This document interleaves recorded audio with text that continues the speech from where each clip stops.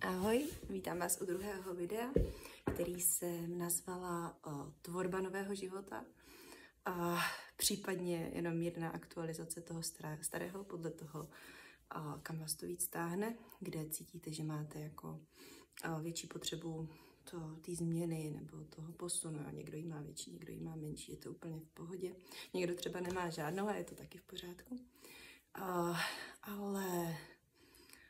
jak jsem vlastně v prvním díle, první části, povídala vlastně o těch svých problémech nebo věcech, které jsem si uvědomila, že fakt ve svém životě nechci a chci je změnit, tak teď bych chtěla povídat právě o tom, jakým způsobem v podstatě skrz to Greenways je možný právě tu změnu provést. Protože,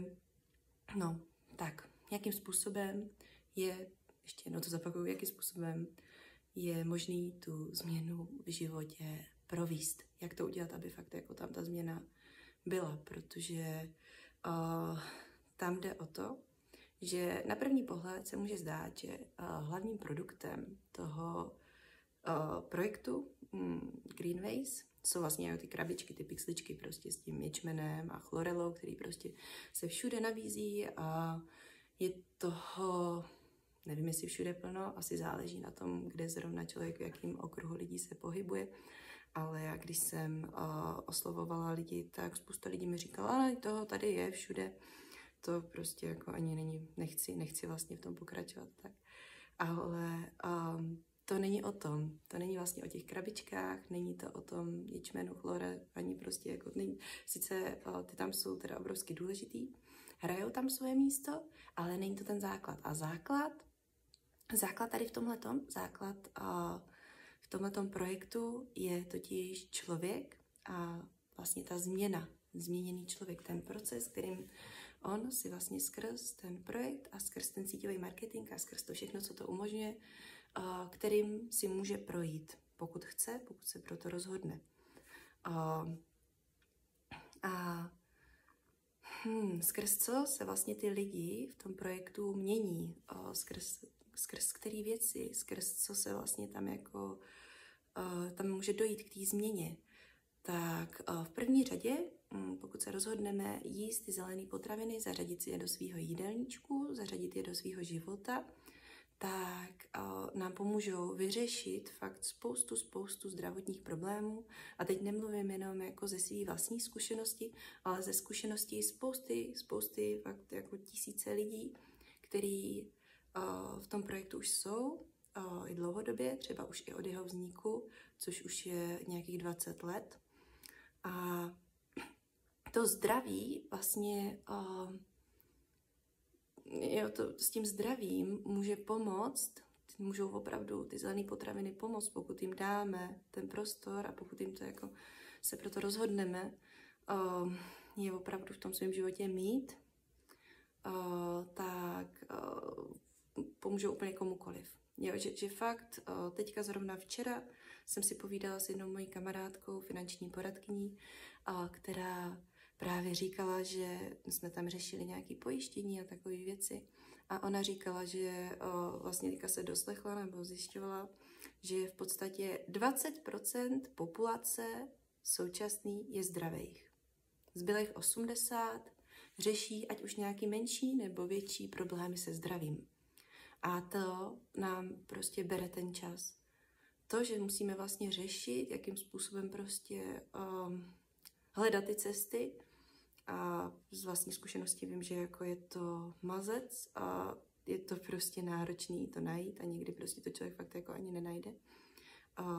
Protože třeba jako v případě mě se uvěří tomu, že vlastně ta změna není možná, že ten ekzém nebo že ta alergie je prostě jako součástí toho života a že s tím jako člověk nic neudělá a jakmile to přijme člověk ten fakt, tak pak vlastně jako hledá jenom nějaký náplasti a ne tu cestu toho uzdravení. Fakt. A to jde o to, že fakt ta chlorela, ten ječmen jako základ, nám to fakt může pomoct obrovsky. Neříkám, že vyřešit, jo, jako stejně ve výsledku je to na nás, jo, je to prostě o nás a je to o tom, jak jako my prostě se k tomu svýmu tělu chováme a tak, ale může nám to obrovsky pomoct v tom, aby jsme se mohli vyléčit, aby jsme mohli prostě být zdravější, mít zdravější ten život. No a s tím, když potom vlastně si opravdu uděláme ten život zdravější, tak nám vzniká prostor, nám vzniká volný prostor, který nemusíme vlastně vkládat do toho, že řešíme to svoje zdraví, jo, řešíme prostě nějaké doplňky stravy, řešíme zdravou stravu, řešíme léky, řešíme chození po doktorech, řešíme různé jako, jo, další věci a tyhle ty vlastně nám z toho života odpadnou a my můžeme prostě ten prostor, ten čas věnovat něčemu jinému. Což jako je za mě velký, no. Je to super, je to něco, co jako mně přijde úplně jako úžasného, když si to člověk uvědomí. A pak jako vědomě s tím časem, s tím prostorem, který jako dostane, může pracovat. Takže to je jedna věc. A druhá věc, kterou nám ten projekt může přinést, je tvorba sítě, respektive komunity. A nejenom tvorba, ale zároveň i právě ta, která už tam je, protože vlastně se díky tomu člověk dostane do skupiny lidí, který jako řekla bych, mají hodně podobné smýšlení, taky prostě jsou většinou tam opravdu jako u těch lidí je hlavně na prvním místě fakt ta svoboda a to zdraví, ta péče o sebe, zodpovědnost za svůj život a tak. A je to prostě komunita úžasných lidí, kteří dokážou fakt člověka úplně jako nádherně podpořit a nakopnout tím správným směrem. Protože možná mi omluvte mě i za ten způsob, jakým jako mluvím. Je to takový, jak jsem říkala, ta komunikace je jako trošičku učím se jí a učím se jim i tady tímhletím způsobem. Tak doufám, že to nebude nějak vadit, ale vrátím se k tomu, že právě ta komunita, která vás jako může právě úžasně jako podpořit a hlavně z principu prostě člověk, ať už jste introvert nebo extrovert, tak stejně vlastně ty lidi potřebujete k tomu životu, že stejně jako člověk, jako to říct, jako jedinec vlastně nedokáže úplně jako fungovat. Potřebujeme k tomu to okolí, protože prostě i kdybychom nakrásno chtěli fakt být poustevníci a vypěstovat si svoje jídlo, já nevím, prostě ušít si svoje oblečení, boty, všechno, tak stejně jako jeden člověk to všechno fakt jako nezvládne a je potřeba se propojovat, nehledě k tomu, že jako máme sociální potřebu fakt se propojovat, což jsem si úplně jako úžasně uvědomila, když jsem byla na mateřský, nebo když teďka vlastně na té mateřský a rodičovský, kdy najednou jste fakt v totální izolaci a pro mě vlastně jedna hlavní spojka s tím jako světem tam venku byly technologie, za který jsem jako obrovsky vděčná, že vlastně jsem jako žiju ve světě, kde ty technologie máme, protože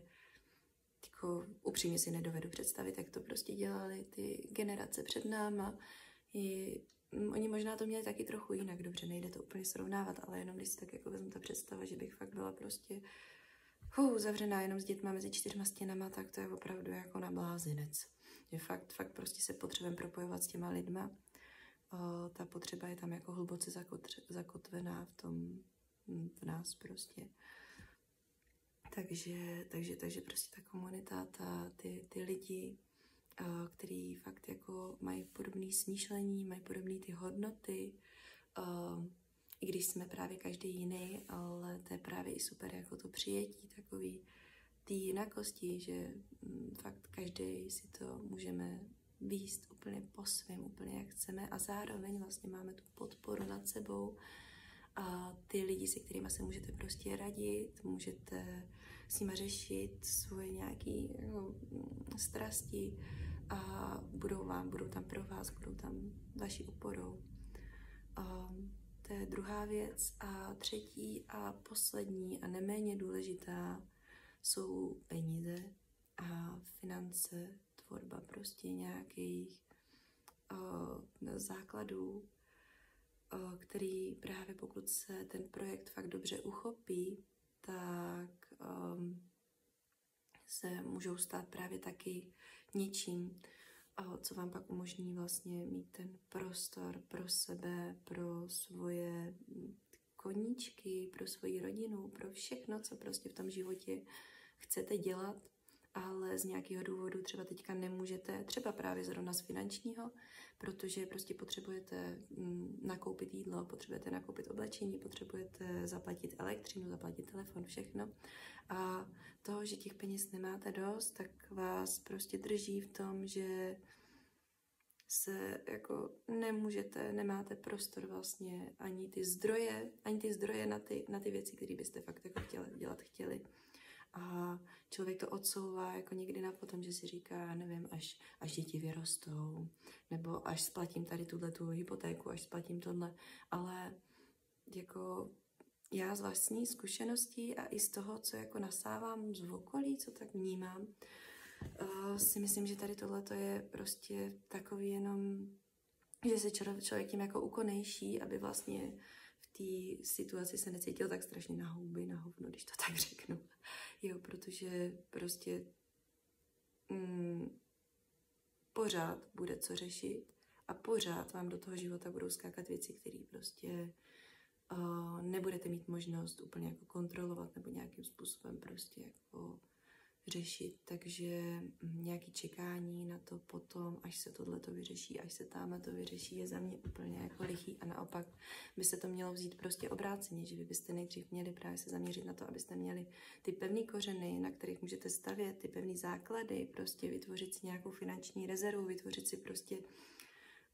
příjem pravidelný, který vám pokryje vlastně tady ty náklady, ty základní potřeby a tím pádem se vlastně krásně jako můžete uklidnit a můžete prostě tvořit z toho přebytku, můžete prostě potom fakt jako ten čas cílit tam, kam vás to jako táhne, což je za mě něco jako úplně úžasného a to prostě vám ten projekt, jak říkám, pokud se uchopí opravdu celý, nejenom třeba část a jde do toho člověk naplno, tak vám to časem může přinést. A tak, ale to samozřejmě pak záleží na vás, to záleží prostě na tom, jak se jako rozhodnete. A vždycky to záleží na vás, na nikom jiným. Takže takhle asi za mě, takhle v tom druhém videu to bude všechno. Já vám moc děkuju za pozornost. A na konci toho e-mailu bude pak i právě odkaz jednak, teda jsem založila, to ještě tady k tomu přidám, protože to tak jako vyplynulo ještě v průběhu. Založila jsem facebookovou skupinu, kde je možnost se přidat a můžete tam vlastně jako sdílet nebo se i ptát na cokoliv, co vás napadne. Budu samozřejmě i jako jakkoliv jinak, pokud byste mě chtěli kontaktovat, tak samozřejmě e-mailem, potom hodně funguje jako na WhatsAppu, i ten Facebook. S tím telefonováním tam spíš jako je dobrý si třeba domluvit nějaký čas, protože s těma dětma je to takový, jako jaký to je. Jo, ale to už asi úplně nepatří, to možná dám třeba ještě do nějakého separátního videa. Takže takhle za mě všechno, moc krát vám děkuji za pozornost a mějte se krásně u dalšího.